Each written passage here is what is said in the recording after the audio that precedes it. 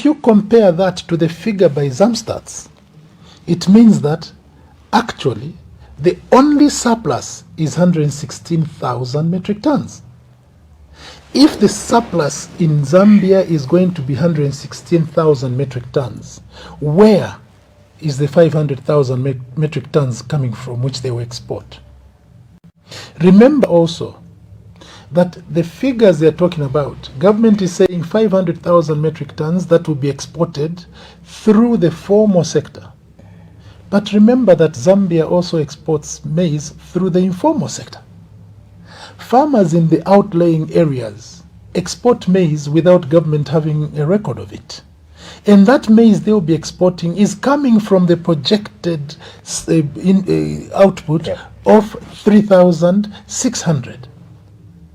So the truth of the matter is that Zambia does not have any surplus. Remember also that if projected production is 3,655,000, the farmers will not sell every grain. No, the farmers are smart. They will also have some in reserve. So there is no way that government can expect to receive 4 million metric tons. They cannot even receive the 3,655,000 metric tons because they have to first export in the informal sector and secondly keep some for their own domestic use.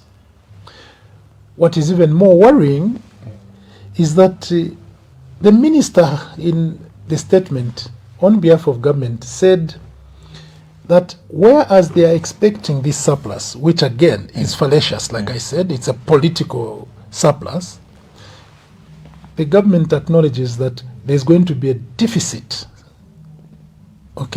in rice. A deficit of 55,000 metric tons in rice. A deficit of 327,938 metric tons in wheat. A deficit of 636,000 metric tons in cassava flour. If you're going to have those deficits, what does that mean? It will mean that the pressure on maize will increase. Because when you talk about the consumption of 3,500,000, it is because the other food on the market will be rice, will be cassava meal, will be wheat. In the absence of these complementary products, what will that mean? It will mean that people will now go more for the available maize because they can't have rice because it's in short supply. They can't have cassava because it's in short supply. They can't have bread because wheat is in short supply. The alternative will be maize. So the pressure on that 3.6 million metric tons maize will be huge. You also want to discuss the issue of what is maize. Maize is Zambia's staple food. And as a staple food, it is part of your national security. In the same way as fuel, in the same way as energy is a matter of security, maize being a staple food, a national security commodity. Wise governments, like the government to which I belonged, would not sell all the maize they produce in 1 year. No. Wise governments would make sure that they hold on to strategic reserves of maize. And normally, you would want to hold strategic reserves for the period that it will take for you to import maize from outside in the event that you have a drastic weather condition. And that normally, the lead period for importing maize from Mexico, for instance, where we normally import maize from when we have shortfall in Zambia, it will take you 3 months. So you ought to make sure that you have no less than 3 months of strategic reserves in your warehouses. But prudent governments, even consider not only the lead period for the importation of maize. Instead, they look at the whole season.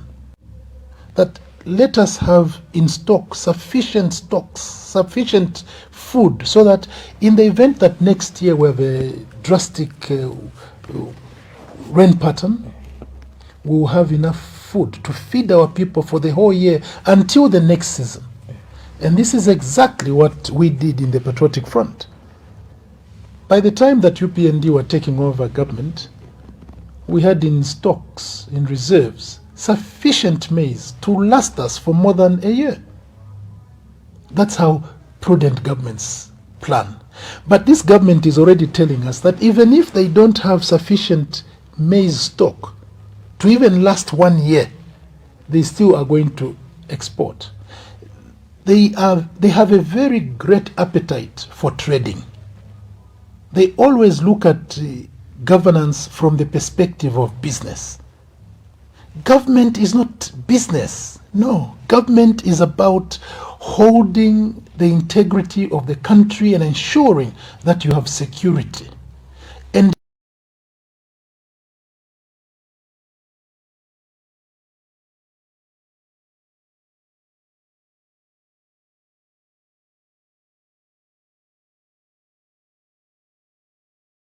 security is not on and above this.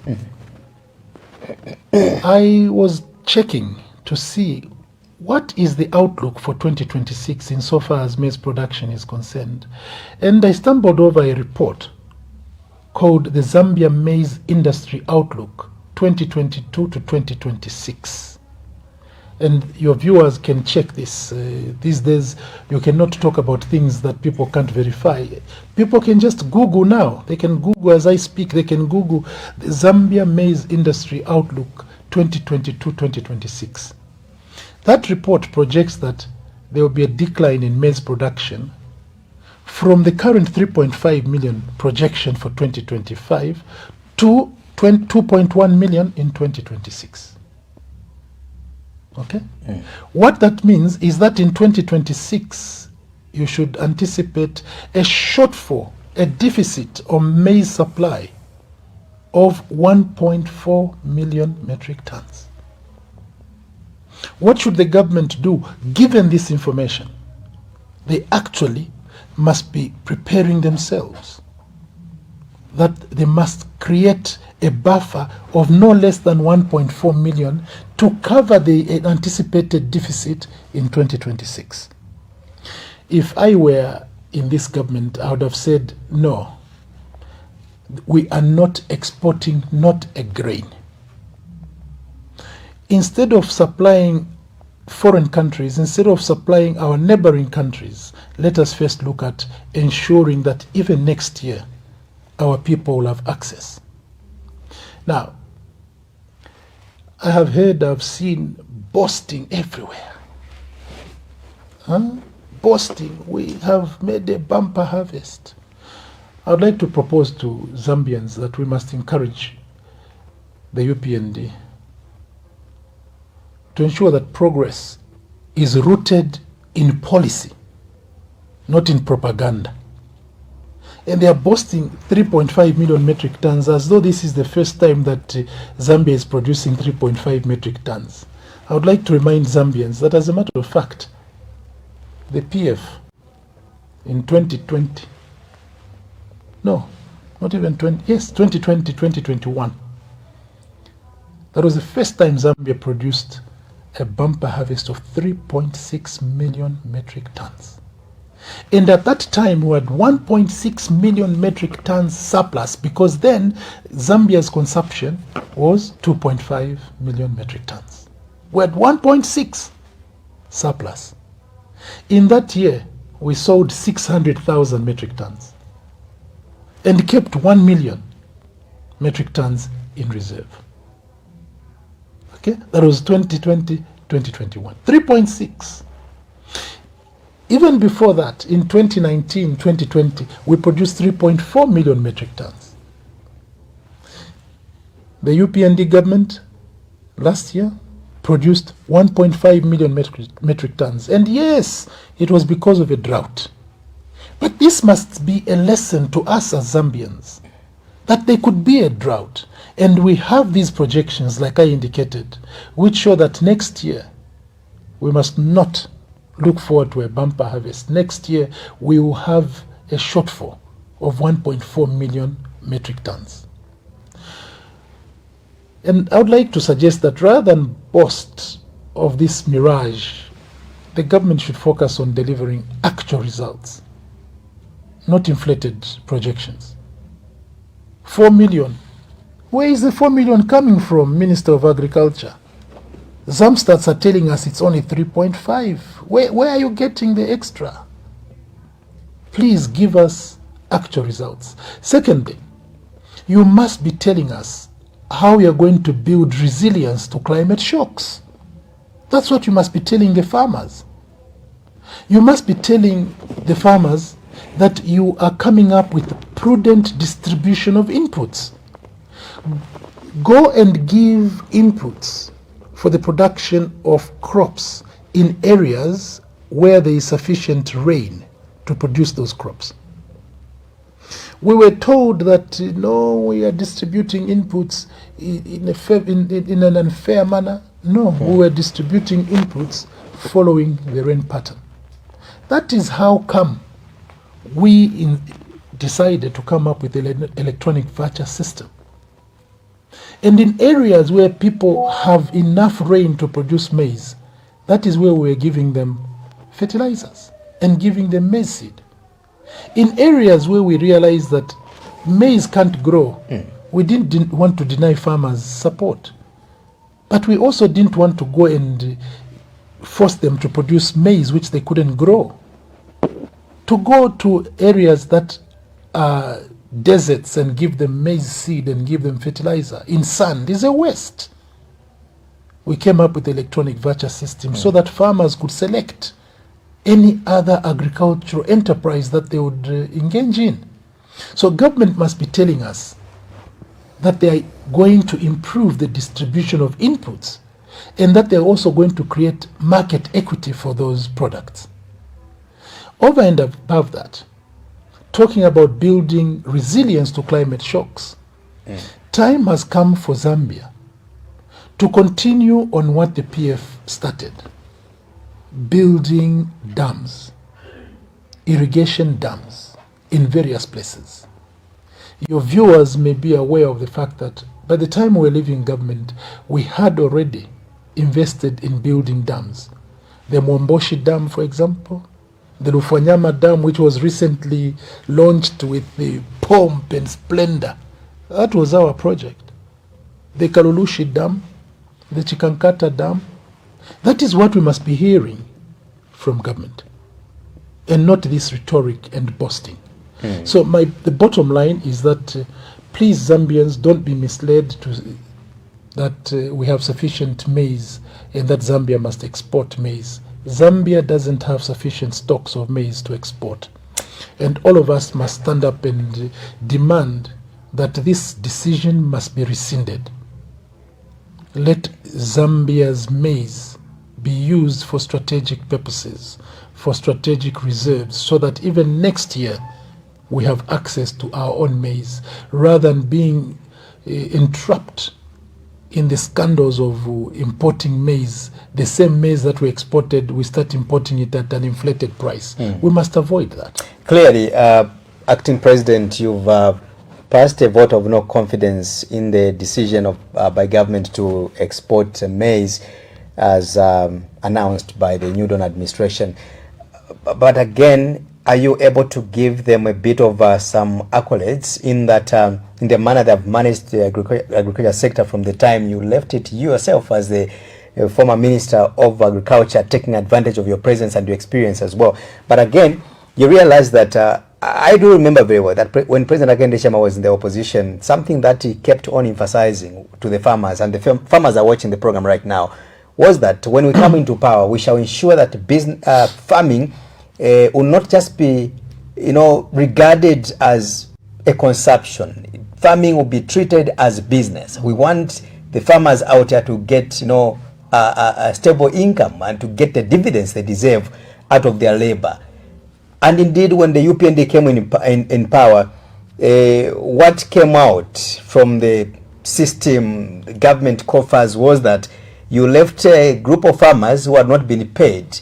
They supplied their maize to the government through FRA, Food Reserve Agency, and your government failed to pay them. When the UPND came, they had to, inherit that burden to clear everybody. Here's the noise that you brought about, that you cannot sell the maize which we left in the reserve, and the government said, look, you are the same people who gave us this burden to clear the farmers who have not been cleared. Fast forward, that is gone.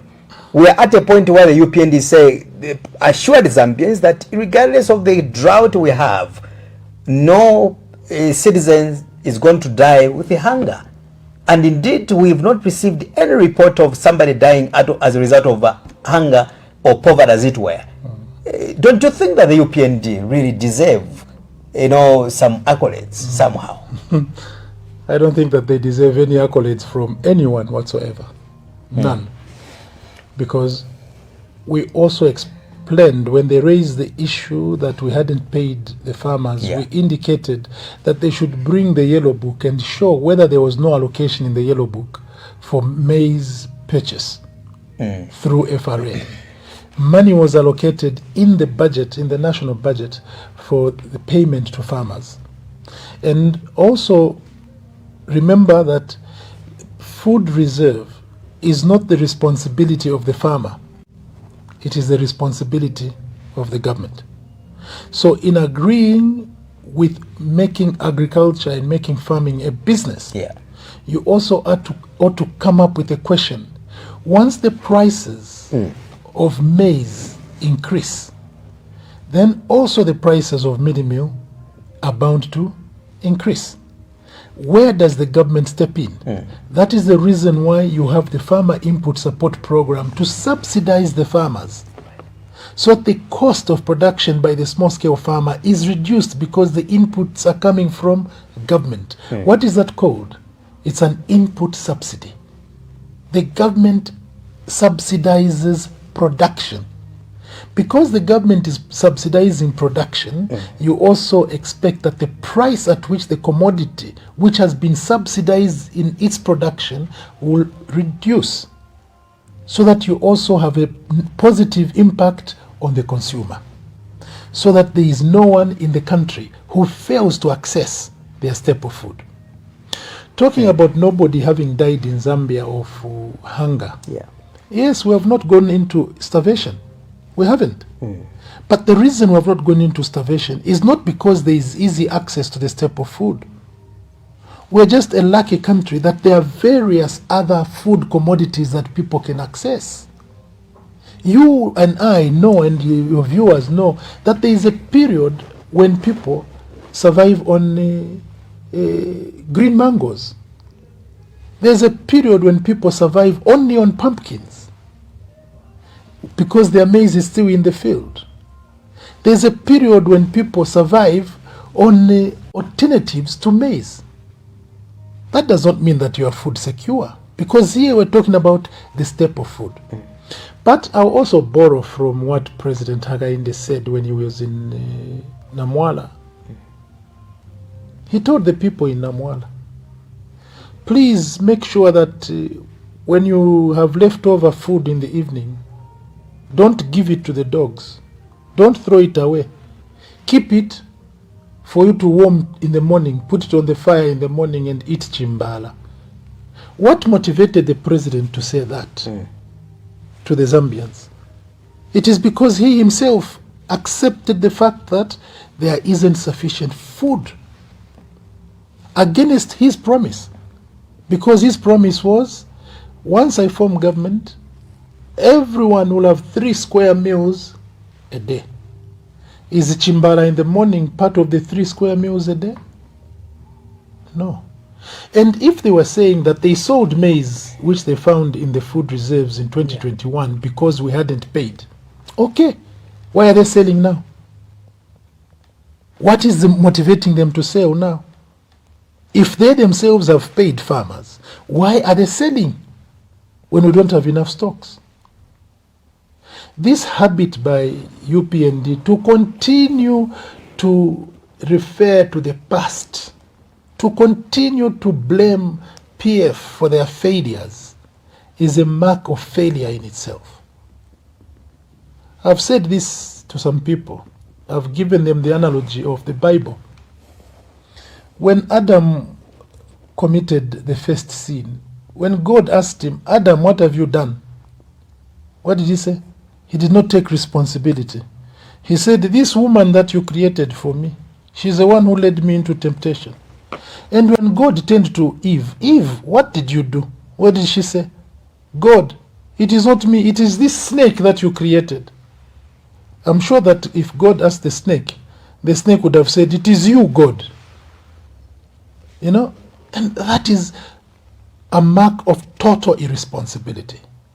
A leader must be willing to take responsibility for the outcomes of their policies, the outcomes of their decisions. You cannot continue to blame others, because that shows that you yourself are not focused. A prudent leader takes responsibility and also inspires his people. President Hakainde is not doing that. The UPND government is not doing that by constantly referring to PF. They cannot blame the PF for load shedding. No. When we were in government, what was the average load shedding period? For them, it is kwenyu over nothing. They go in the kwenyula at a dam which was built by PF. They kwenyu. And then when they fail, they blame it on the PF. How come you don't go to Kazungula Bridge and say, this is a beautiful bridge that was built by PF? Instead, you go there and say, this is our money, this is well spent money. When you fail to feed the people, you say a PF. Now even climate change is being blamed on PF. There is climate challenge now because of PF. Why? What has PF got to do with it? 4 years along the line, you are still drunk with the punches of PF, with the successes of PF. No. Let's get to the energy sector, which you've just talked about in brief. And it's been 3 years of load shedding, or more than 2 years of the load shedding in the country. And this is a problem again, which can be attributed to you, the Patriotic Front, because this problem, you left it and it has continued. I think I remember 2018, we endured a very, catastrophic, season where the drought, load shedding is concerned. There were strides which you made, and you promised Zambians that you are going to get rid of the load shedding. But lo and behold, you were kicked out of power. In 2021, the UPND comes in. Equally, President Hakainde Hichilema, the UPND, they pledged that we are going to end load shedding within a short period of time. Alas, here we are again, still enduring in this load shedding. Where have we gone wrong? Where did we miss it as a country? The reasons we are getting from the current administration is that this is because of the past administrations who did not heavily invest into the energy sector. Again, you are here sitting as a former leader, especially you in particular, Honorable Lubinda. You've stayed longer in government, with massive experience, but you could not use experience to advise the successful leaders or presidents to end the load shedding. What do we go wrong as a nation? Before that, let me play a clip of the Minister of Information and Media, Honorable Mwetwa, who of course talked about the load shedding, and of course Zambians were anticipating that at least by June this year, load shedding was going to start slowing down. Let's have this clip. So we urge our citizens that they remain calm. We can see light at the end of the tunnel, and that tunnel is now becoming shorter by the day. As we speak, we now have unprecedented rains in the last maybe 2 decades. And with those rains, yesterday Cabinet was informed that load shedding is likely to begin to diminish by June 2025. This is because the major water catchment areas of northwestern province into the Barotse, plains, and now also the Kafue, flood plains. Water takes 3 months journey to move from Kaleni Hills, from Chavuma, into Victoria Falls, into Kariba. 3 solid months. Water moves very slowly in the plains because it's flat. This water which you see when it rains here in Lusaka, we are going for work at ZNBC. Then you find that water is running fast. It's here in Lusaka. But the water needed to change the electricity situation or the water level situation in the Kariba or Kafue Gorge upper and lower or Iteji moves very slow because once it gets to the plains are flat, so water velocity for overland flow of water is reduced. And that is why the experts have said they have not yet done a full measure because they are waiting for the water.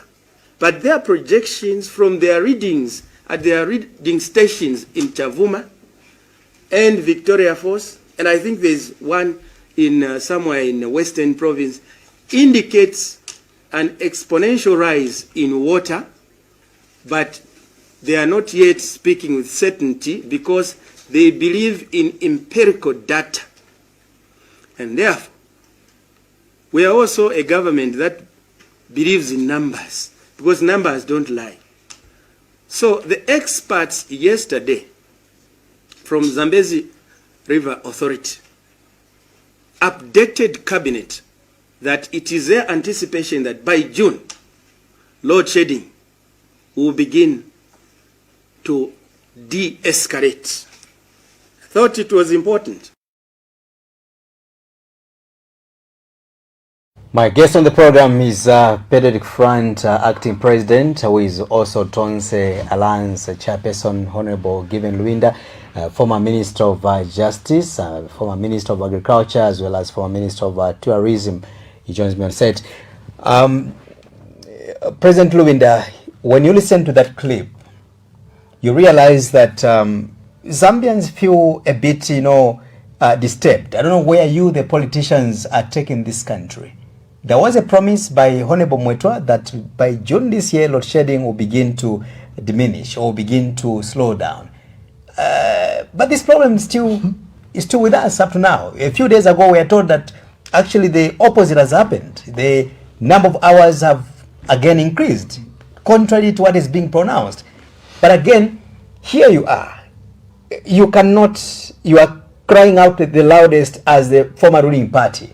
The question is, why didn't you end the load shedding, or why didn't you put in measures that could have ended the load shedding? Thank you, IP. I like the statement that Cornelius Mwetwa made when he said numbers don't lie. If you check your statistics, you will see that when PF formed government in 2011, Zambia's power generation capacity was only 1.6 million megawatts. By 2021, when we're leaving government, we had doubled it to 3.2. That's doubling. Had we continued in government over these last 4 years, I can assure you that our program, our plans in the energy sector, by now we should have been talking about producing no less than 4 million megawatts of power. And that can be seen from the program that we left in place. All the power stations that we wanted to construct, the solar plants that we wanted to construct, Had we been in government now, the issue of load shedding should have been a thing of the past. So I've given you empirical evidence that we put in a lot of effort from 1.6 to 3.2 within a period of 10 years. That is 800 megawatts every 5 years. These 5 years, we could have added another 800. For how long does it take, or should it take, for a government to invest into the energy sector and perhaps reduce or end load shedding? How much time I've will you demonstrated need? To you. Yes, you have demonstrated to me. In 10 years, we increased by 1.6 million megawatts. In 10 years. And that's what I'm explaining, that in 5 years, if you prorate it, in 5 years it was 800. So can we say that also the UPND, maybe we should give them enough time, another 5-year mandate for them to maybe do what you did? In the last do they deserve another? In the last 4 years, what have they increased? Zero. Completely zero. Why even waste time giving them even... You can even give this UPND government 100 years. They will not achieve anything. Because basically the UPND government is a government that is fixated on false promises. Cornelius Mwetwa, in that report that you showed the viewers, what was he doing? Huh? Speaking as though he was an authority. And even saying the people from Zambezi River Authority, they came and informed us. The water velocity and what. Like he's talking to grade 2 children. He's talking to the nation, for heaven's sake. But the trouble is that basically the challenge we have is the UPND's lack of respect for citizens. Lack of regard for Zambians. Because they think that they can make all sorts of promises, they can talk about mountains when they can't even deliver anthill malls. You yourselves, the viewers, heard Cornelius Mwetwa saying by June the load shedding would de-escalate. What has happened now? Now we are being told that we must prepare ourselves for 19 hours of load shedding. Is that de-escalation? In the language of UPND, yes, kwenyu. Yes, kwenyu, Mr. Cornelius Mwetwa, kwenyu. You said very well, kwenyu. We are kwenyulating you.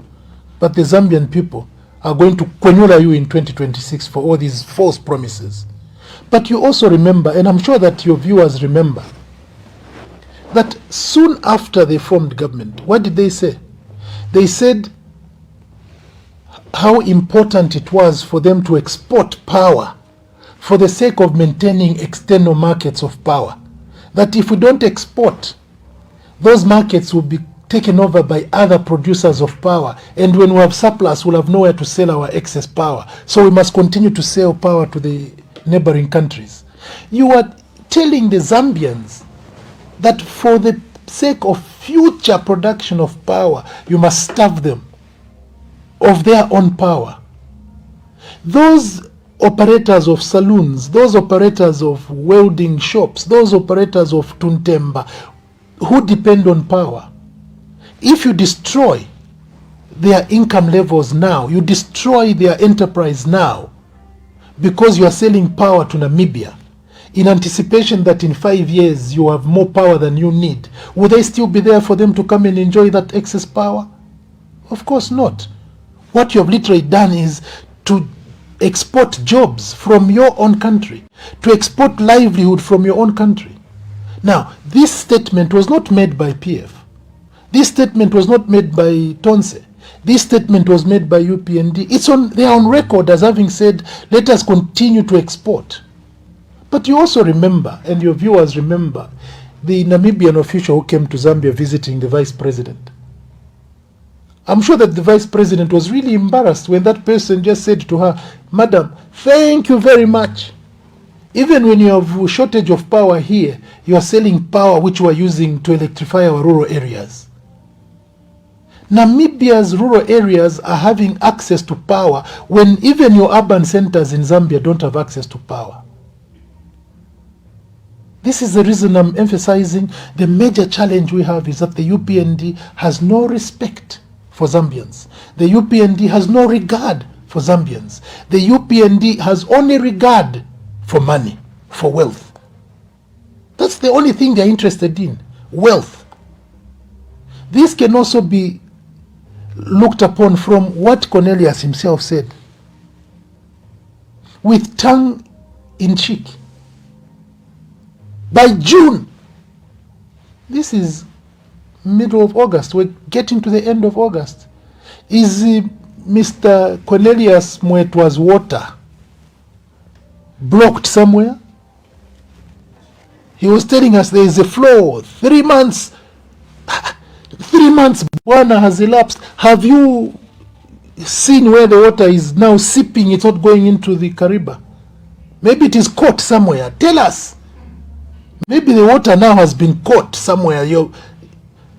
This also reminds me, you remember, of the story, of the strange story of damming water from Chambesh.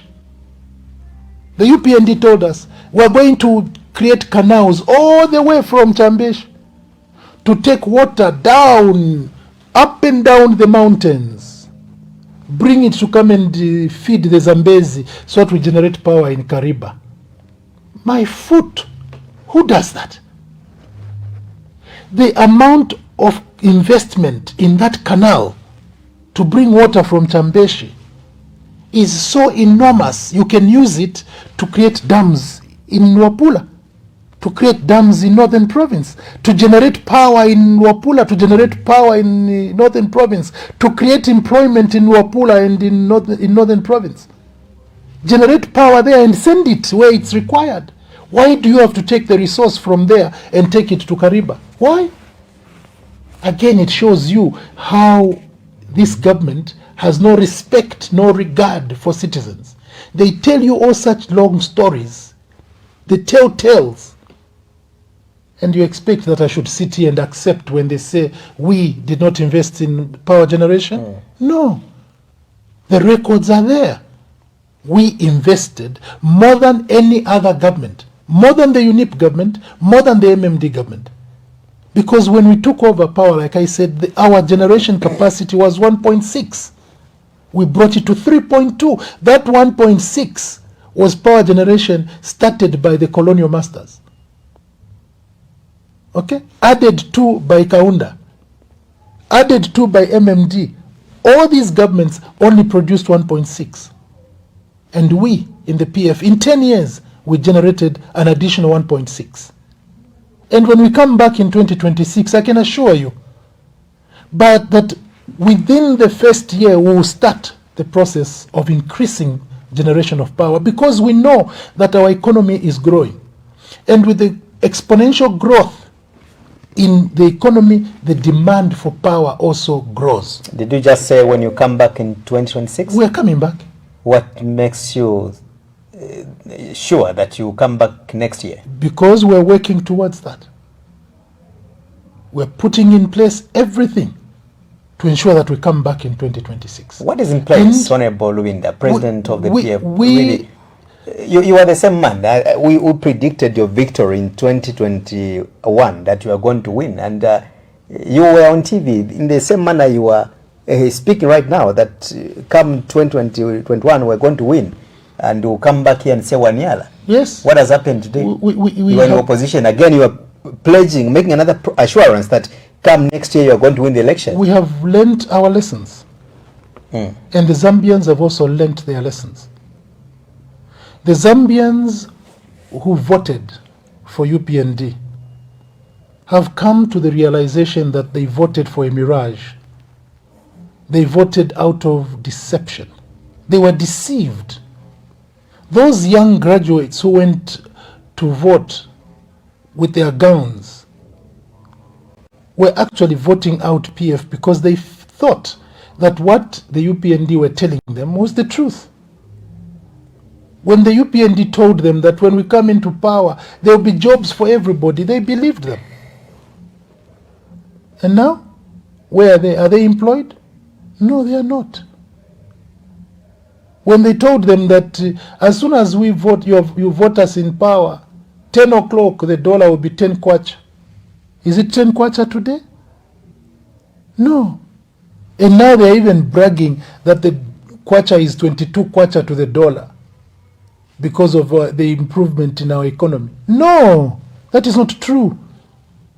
The reason why the kwacha seems to be gaining strength is basically because you're comparing it to a weakening dollar. The dollar itself, as a trading currency, is being weakened because of all the Trump issues.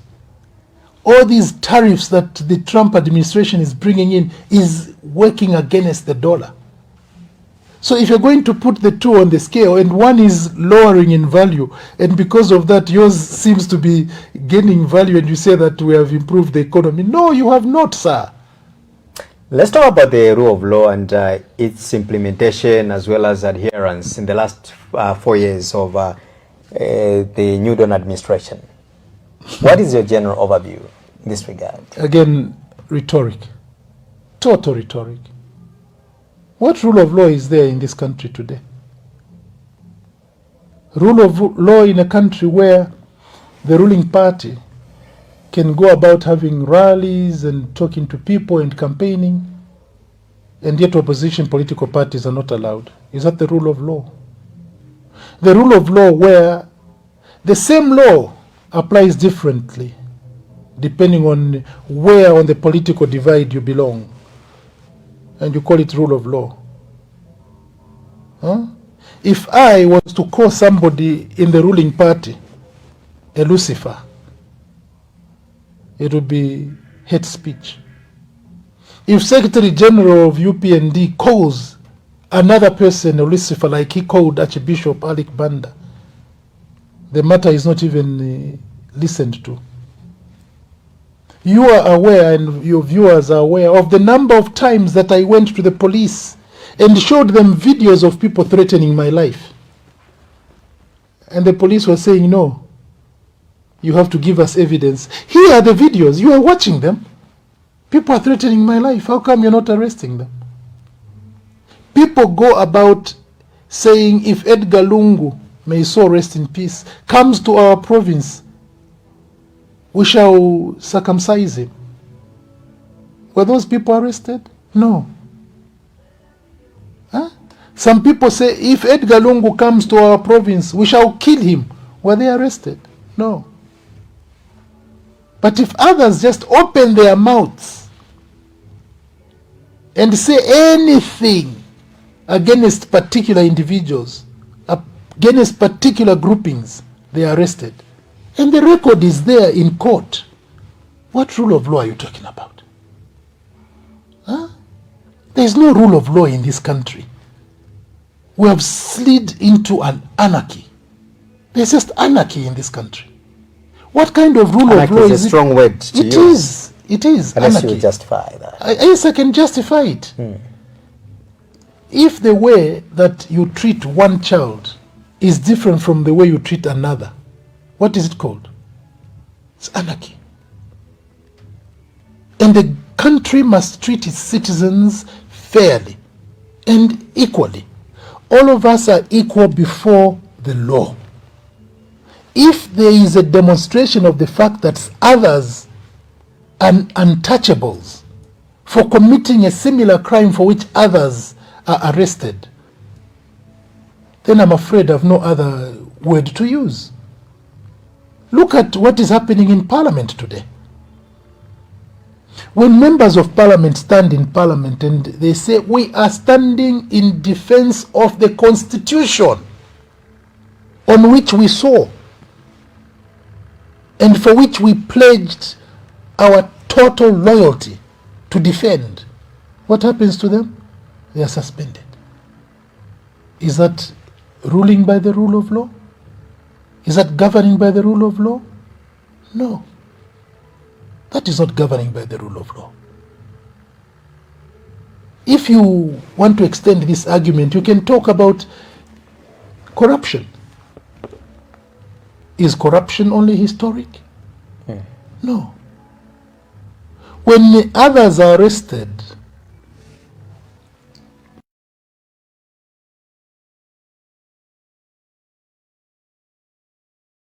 or are being investigated by the Anti-Corruption Commission. Statements are made. Such and such has been called. And for others, the Anti-Corruption Commission says, no, these ones we should not inform the public that we're investigating them, because if we do, we'll be jeopardizing their status and their integrity. How?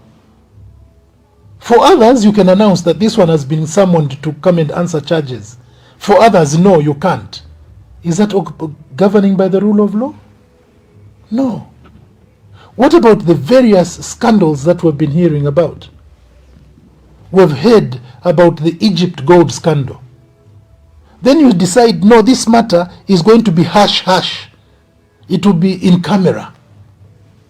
The public must not know how this matter is going. It's in camera. When it comes to a witchcraft matter, you say, no, this one we even want cameras to come into the court. Is that governing by the rule of law? When it is a matter, like I said, to do with a scandal like that, you want the press aware. When it comes to Edgar Lungu's eligibility case, you bring cameras in. Why these double standards? We hear of scandals such as the $20 million US dollar donation from America for maize. And the one who revealed it is a representative of the people who donated the money, Gonzalez himself. He told Zambians, he told all of us that we gave this government $20 million to import maize. But we realized that they were importing the maize at an inflated price.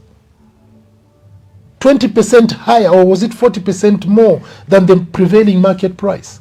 And that this maize, as a matter of fact, hasn't even arrived.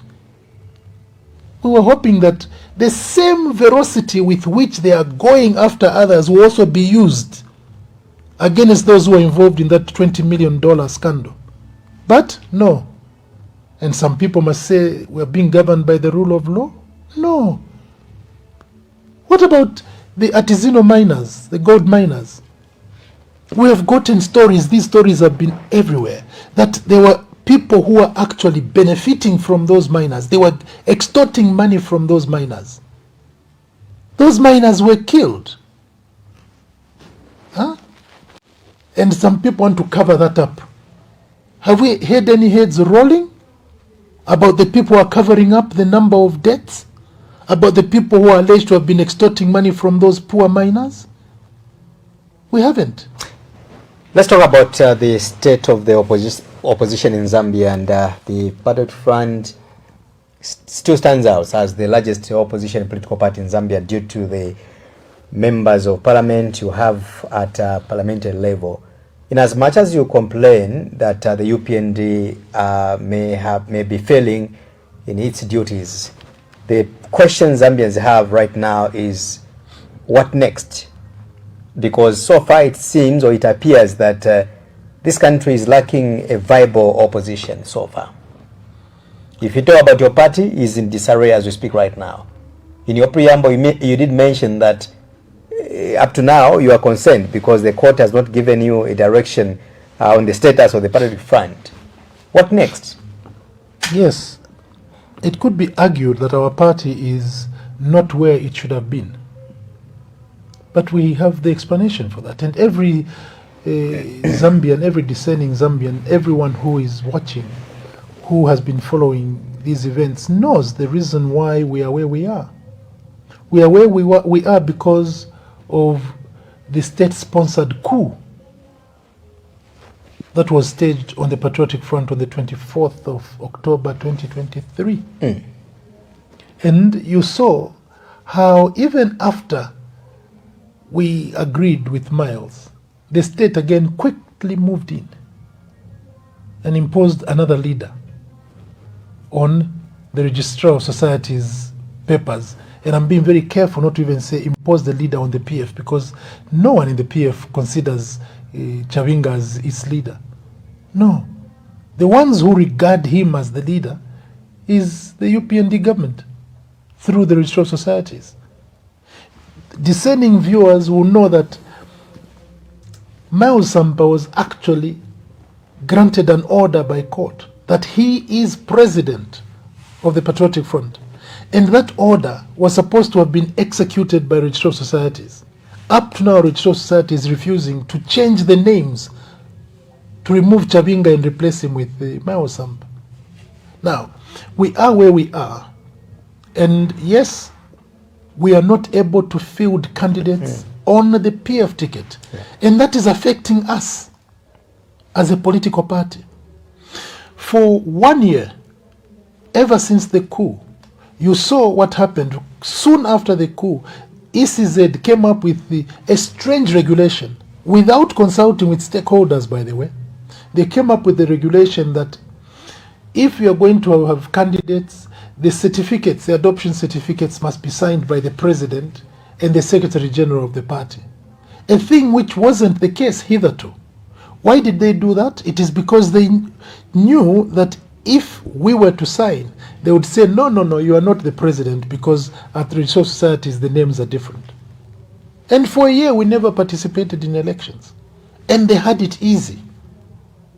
Okay? So the Patriotic Front, as a party, has been affected by that. Nonetheless, we told the citizens that we are not going to allow the decimation of democracy in Zambia. We are not going to allow that the UPND should determine how many political parties must participate in elections. We were fortunate that there were like-minded leaders of opposition political parties who decided, colleagues, let us work together.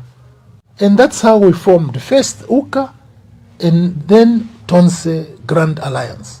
And through the Grand Tonse Alliance, we've been participating in these elections. Yes, the results have been coming out, but it is very clear that those results are not a reflection of the will of the people. And we can illustrate, in many cases, how this is not the will of the people.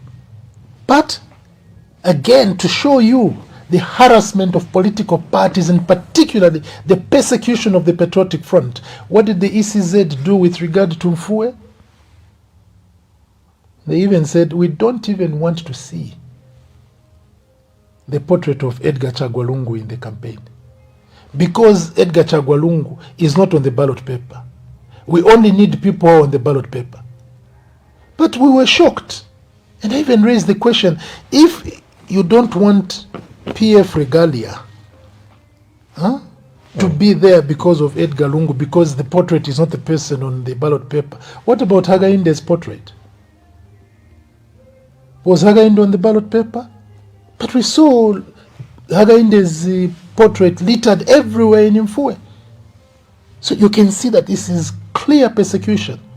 Maybe what they meant was that a non-participating political party should not go there, or maybe in the case of a new Congress party, they should not be using the PF regalia to campaign. Why didn't they arrest Nevas Mumba?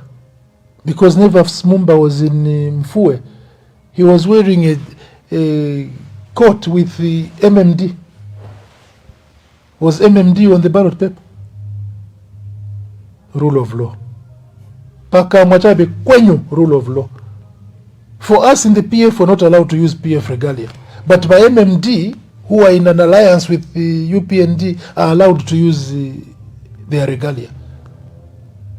I've given you an example. Nevas Mumba, and there are pictures. They are awash on social media. Nevas Mumba addressing meetings in Mfue with the MMD logo. Why didn't the ECZ go there to say stop it? They only stop PF. No. And after all, what is an alliance? An alliance is a conglomeration of different political players who have a common vision. And they are allowed to have a common candidate. And that candidate will stand on a party that the alliance agrees to use. So then they should also say to me that because I am acting president of the Patriotic Front, I must not go in the campaign when there is an NCP candidate. That's what it amounts to. It's not just regalia, it's about the spirit behind the regalia. But also remember that that's against the Constitution. Freedom of expression is enshrined in the Constitution. And I will express myself in whatever manner I want. Now, you also ought to bear in mind, your viewers ought to remember, that today or tomorrow morning, when you walk in the streets of Lusaka, you will see a lot of people wearing all sorts of regalia, whether there is a campaign or no campaign. Now, you really want to impose on the people that because there is a campaign, they must not wear what they have traditionally been wearing. There are some people who just are accustomed to wearing PF regalia on a daily basis. Should they undress simply because there is a by-election? Let's come to Honorable Mausampa, who has consented that the convention he held was illegal. As I think you've been talking about it as a party, but of course he comes out and says, we've gone to court and I have consented that the convention I had was illegal. What does this statement mean? Doesn't Honorable Mausampa become an accomplice to an illegality?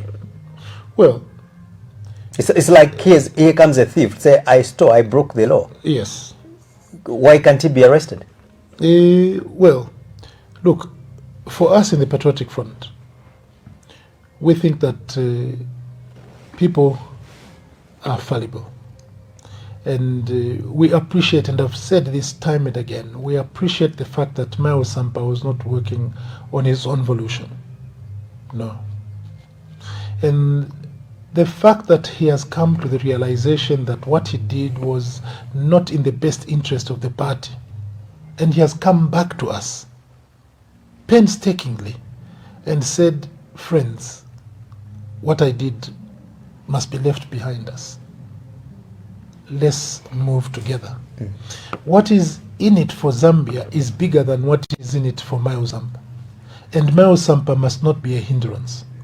Rather, we should embrace him like we have done and say, fine, you made your mistakes. But also, we must look at this as a blessing in disguise.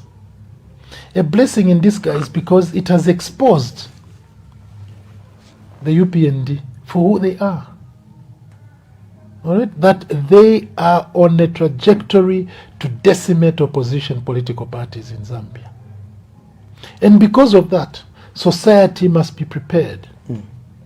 That for the future, we must ensure that no political party, once in government, must be allowed to do what has happened. This means we also have to strengthen the role of the Registrar of Society. We must also strengthen our political party regulation. Article 60 of our Constitution provides for the promulgation of a Political Parties Act. And I'd like to remind viewers that as Minister of Justice, I actually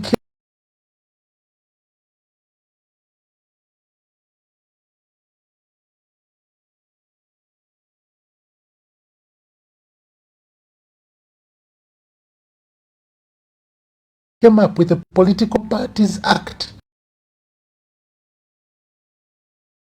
than Beani. He chaired that meeting and they came to the Ministry of Justice and said, here is the bill, please don't change anything. And I agreed, I said, we'll not change anything. Who stopped us from moving ahead with that political parties bill? UPND. So what I'm saying is that these are lessons we have learned, and that is what puts us in a good standing for us to form government in 2026. We learned when we're in opposition as PF, together with our allies, we learned in opposition. We learned from 2011 to 2021 what it means to govern. We also learned from the beating we had. We don't deny the fact that there were things that we should have done better. But because of our history, because of our experience, and now what we're experiencing from 2021 to now, puts us in the best place to go back into government. And at least the people now have had an opportunity to compare likes. In 2021, they were comparing reality against rhetoric. They were comparing what we had done against what they were saying they would do. It is the same as comparing a person you are living with an angel. Obviously, you will choose an angel.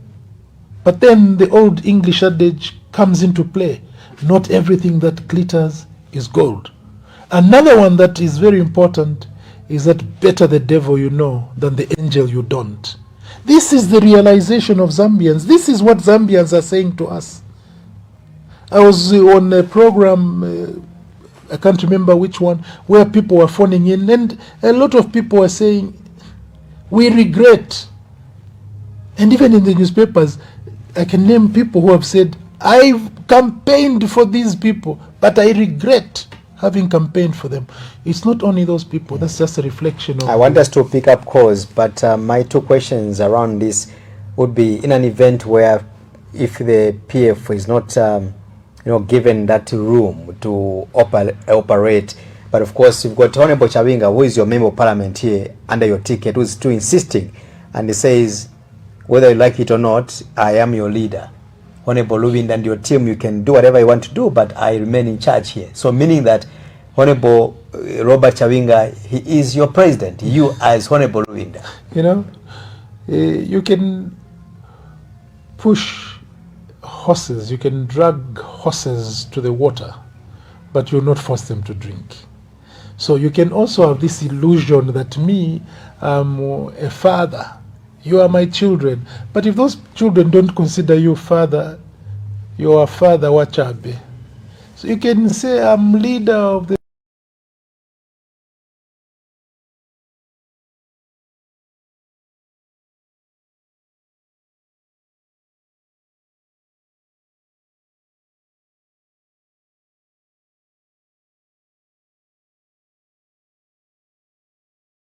PF.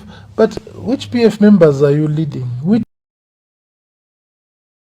PF members are loyal to you? Which PF members subscribe are campaigning for who? NCP,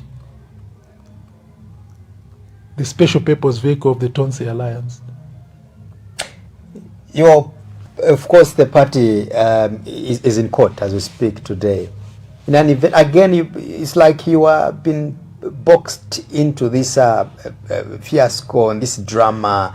On the other hand, there's the late president who died. Again, your party again may be going to the convention as well. Where are you as a party? It's like there's a lot that is holding you.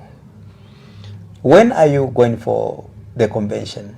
I have to announce here that we have already started putting things in place to lead us to the convention. Right. And the major stumbling block for the time being is the judiciary. Because if we were to go to the convention, say tomorrow, and we elected a leadership, that leadership would have to be recognized by religious societies.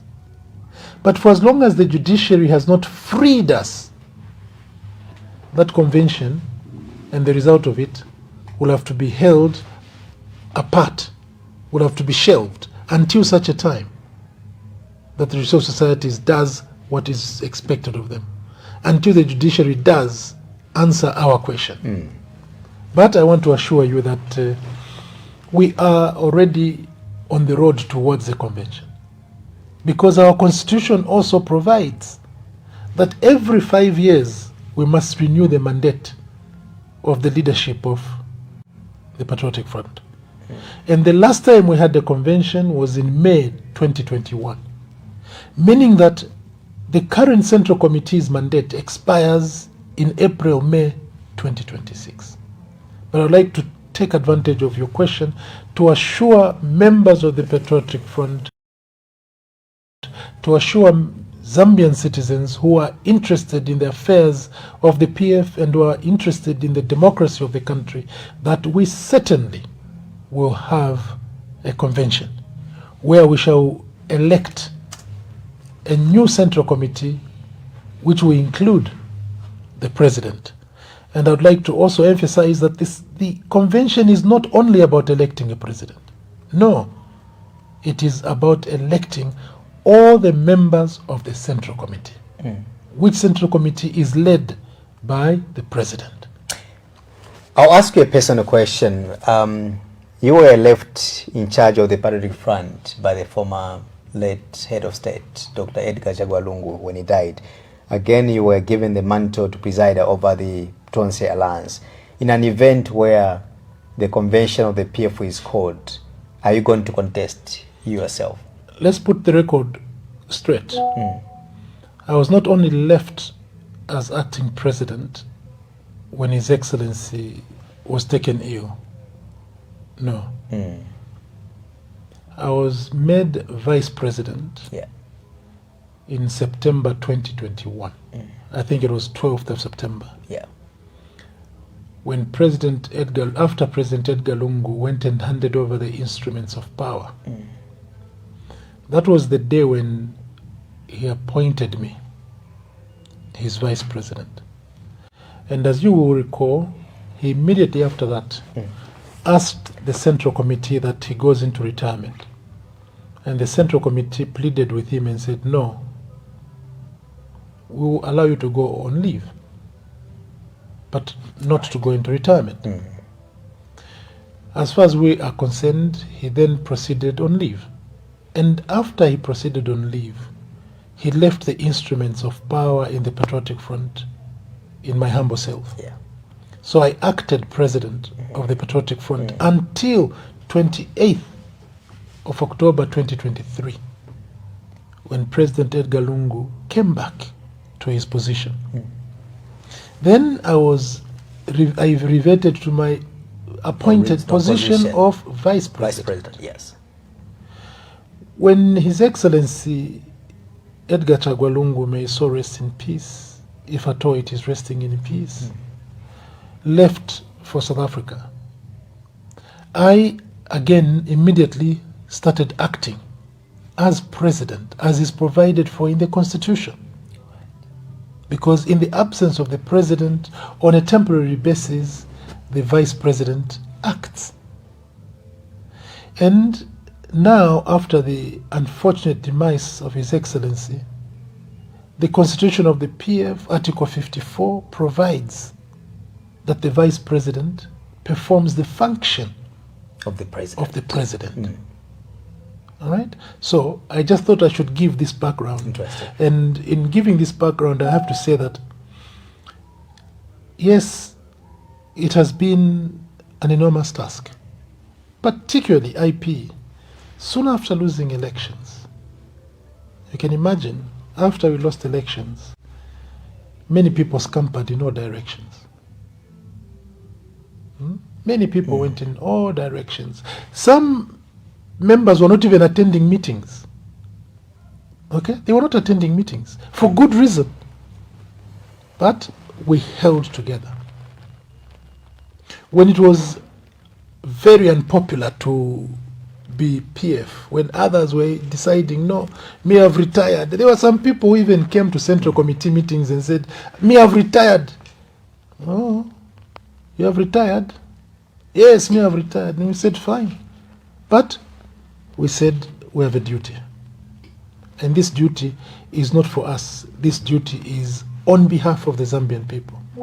We held the party together through thick and thin, from 2021 until President ECL came back. But even then, you may recall that President ECL was beleaguered by all these challenges that he was facing. Court process, and his children, and his wife. And so most of the running, most of the donkey work had to be done by his vice president. And now, we've been given again this challenge, this responsibility. And it's a responsibility that I take seriously. I take it seriously because the Patriotic Front is a political organization that must not be allowed to disintegrate. It must not be allowed to die. And the question you asked, do you intend to contest? I intend to contest. Again, we'll put this in context. in 2022, you may recall that there was this push for a convention. Let's go to the convention, let's go to the convention, and so on and so forth.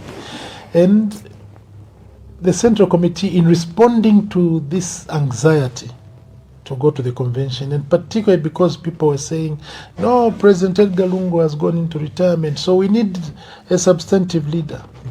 The Central Committee decided, can people express interest? All right? Yeah. At that stage, I did not express interest. And I did not express interest for various reasons. One of which was, as acting president then, in the presence of the president who was just on leave, what should have been the outcome had I also registered interest? I feared that some people would have said, no, he's the vice president, and now he wants to vie for this position. Right. He's going to have undue advantage, and so on and so forth. And secondly, in conversation with the president, I came to the conclusion that the best was for me not to contest, to express interest. Right. Circumstances have since changed. There's no one who is president on leave. Right. We now have an acting president, a president who is in situ as a result of the demise of the one who was elected. Right. Okay? And like I said, we are preparing for the convention. And there will be those who expressed interest, but according to our constitution, one day before the convention, that's when you close the receipt of nominations for the position of Central Committee, including the position of President. So there is a lot of work to be done before we get there. And I don't think that at this stage I should be amongst those who are going to steer the hornet's nest. My president, my boss, is still above earth. His remains are still in the morgue. And for me to start talking about my ambitions and so on and so forth would be totally immoral. It would be very, very immoral. I would rather that I wait until the remains of my boss are interred in a dignified manner, so that when the dust is settled, then I can start to think about what is my future role in the Patriotic Front. Right. For now, I would like to appeal to everybody to hold their ambitions. Time will come. We must first concentrate on ensuring we renew the mandate of the structures that are going to create the electoral college that will go to the convention to elect the next Central Committee. We have some people already who have come out that they perhaps have got an advantage because maybe they were endorsed by the former head of state. You were close to ECL. Did he share with you in confidence, maybe at any point, that in an event where the unfortunate happened, this is a person that you have to rally behind within the Tonse Alliance? The Tonse Alliance Constitution is very clear. It says that the chairman of Tonse shall come from the anchor party. And the Constitution, which is the PF now. And the Constitution itself says that the anchor party is the PF. All right? Right. The PF Constitution also says that in the event of the demise of the president, the vice president takes over. Now, if there was anyone who President Edgar Chagwa Lungu anointed in Tonse, what could he have done? Naturally, he would have asked that person to come into PF first. Right. And after, as a member. And after coming into PF, he should have also said, look, For you as an ordinary member of PF, you cannot be chairman for Tonsi. So I'll make you leader of PF so that you become chairman for Tonsi. Did he do that? No, he didn't. So all these, and you know, this is the beauty of the freedom to express oneself. People will go around and say whatever they can because, unfortunately, they are talking about a man who is not there to defend himself. I've heard some people saying, I was spending sleepless nights with President Edgar Lungu, and he told me we were looking at combinations for weeks. We're looking at combination president and running mate, president and running mate. So me, I know, and the family knows who the preferred candidate was, who was to be anointed by President Edgar Lungu. And they're saying this conversation went on up to December. That's what I read somewhere, that their conversations went on up to December. All right, if their conversations went on up to December, what happened from January to June? 6 months. Why didn't President Edgar Lungu effect those desires between January and June? So again, I can say to you that this is a figment of their own imagination, and for some of them, it is a process to try and manipulate. But also, the Patriotic Front is not a fiefdom. No. This is the reason I said we're going to have a convention. And the bona fide members of the Patriotic Front will be given free and fair convention through which they will elect their central committee and their president. It's been more than 2 months from the time Dr. Edgar Chagwa died. I hope you can comment that within a minute. We haven't come to a conclusion as a country between the Zambian government, with the people of Zambia, and the ECL family on how we could bury the mortal remains of the former head of state. Where did we go wrong? This is a source of national embarrassment. This is a source of national embarrassment. As a country, we should not have gone this route. We shouldn't. As a country, we should have dignified President Edgar Chagwa Lungu. This gives me an opportunity to also correct something that somebody came and said on one television program, that Lubinda said over Kenneth Kaunda that we shall bury the mortal remains of President Kaunda with or without the family. And I took serious exception to that. Because if you read the whole article of Watchdog, it's the Watchdog that carried the story. The headline is what said, Lubinda says we shall bury. Okay? Mm-hmm. Actually it says we shall bury KK remains with or without family. Mm-hmm. In the story, the Zambian Watchdog quoted me as having said, and they said, the former Minister of Justice said that now that the application by Kaweche Kaunda for an injunction to restrain the government from burying President Kaunda at Embassy Park has been denied, the burial will proceed at Embassy Park. Nowhere in the statement did I say myself, or was I quoted as having said we'll bury with or without the family. Never. And the one who said that on one program, I've been in conversation with him, and he promised me that he's going to retract that statement, because that is a very unfair statement. At no point did I ever say that. There is also somebody who said that I've been unduly influencing the family. You misled the family. That's according to Father Mukosa, Andrew Mukosa, the Catholic priest. I wrote to Father Mukosa a letter which I made public, and Father Mukosa promised me that he's going to do good of that statement. He promised me he will come to you at KBN, so I'll leave it at that. But what I have to say is that we should not have allowed us to go down this very embarrassing route. We should have allowed the family to prevail over the burial of their dear one.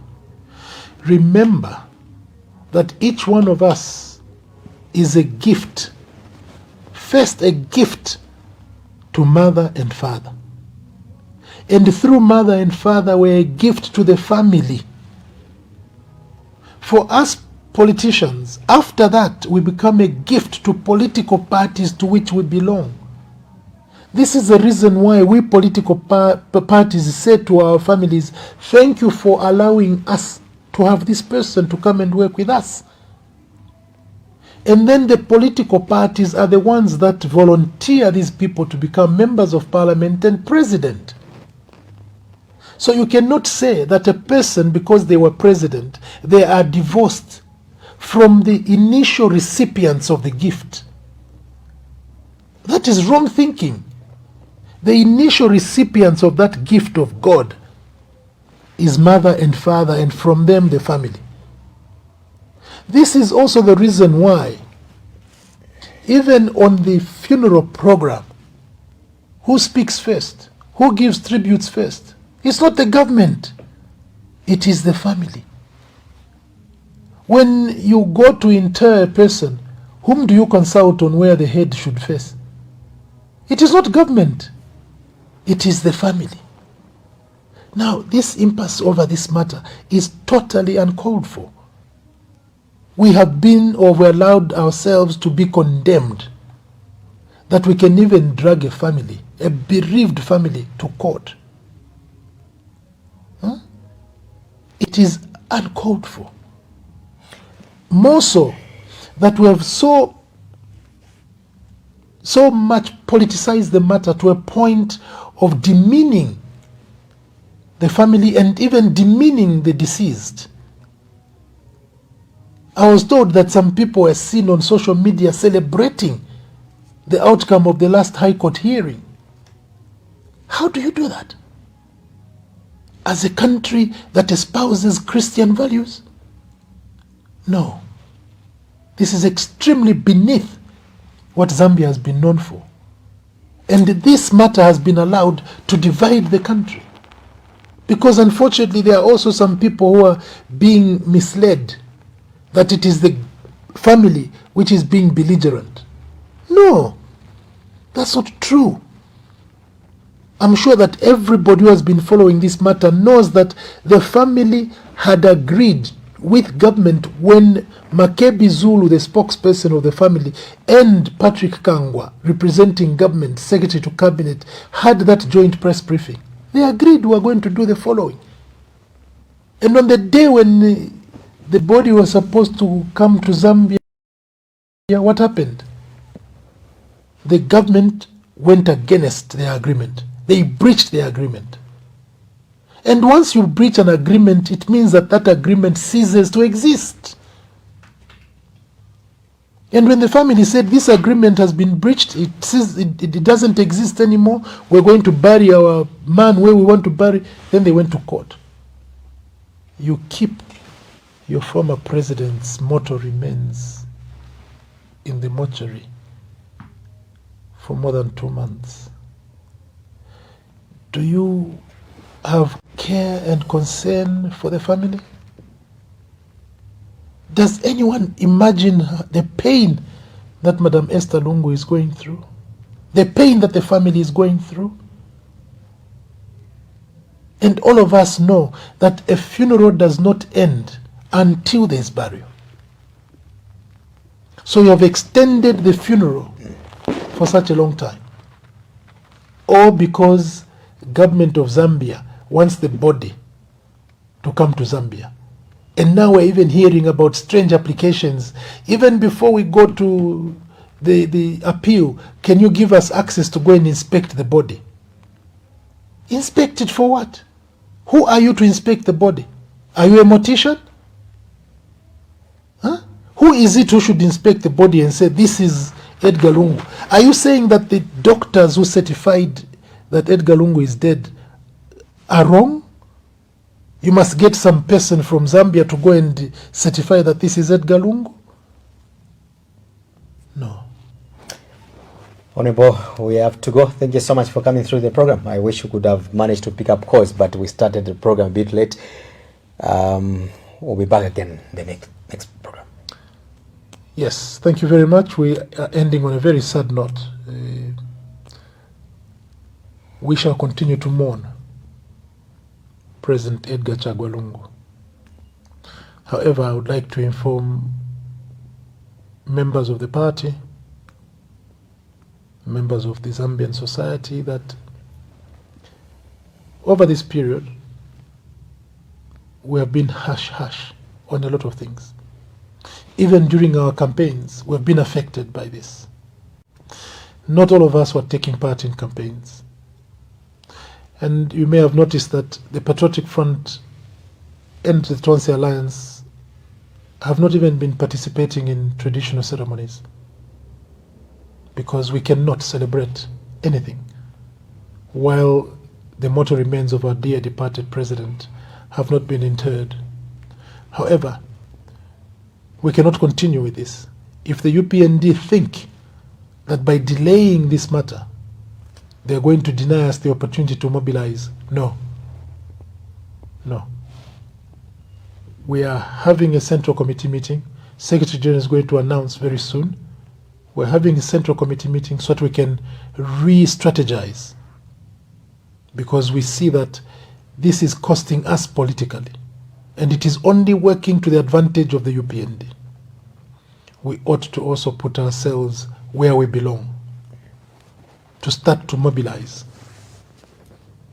so that no one takes advantage of the failure by government to allow the family to inter the remains of President Edgar Lungu. I also would like to emphasize one point that we have made many times, that in the event that the family decide finally, and the courts support them, to put the mortal remains of our president to rest outside Zambia, that will be a temporary storage. It will be totally temporary storage, because soon and very soon, Edgar Chagwa Lungu